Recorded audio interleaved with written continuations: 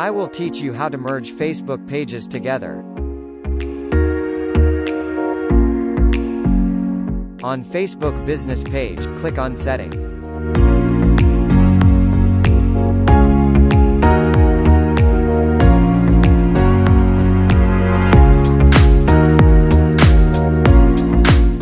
Scroll down, and click on Merge Pages.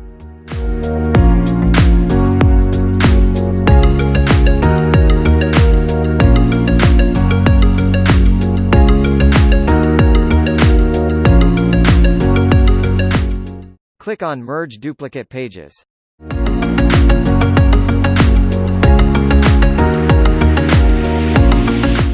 Enter your Facebook personal account password, and click Continue.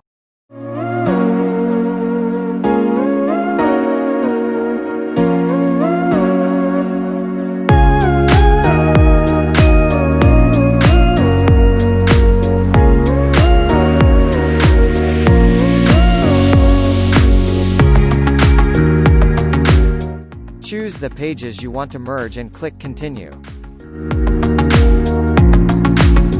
It's done. Thanks for being with us in today's class. Subscribe to our YouTube channel, and click on notification button, for more advanced tutorials. Thanks for watching.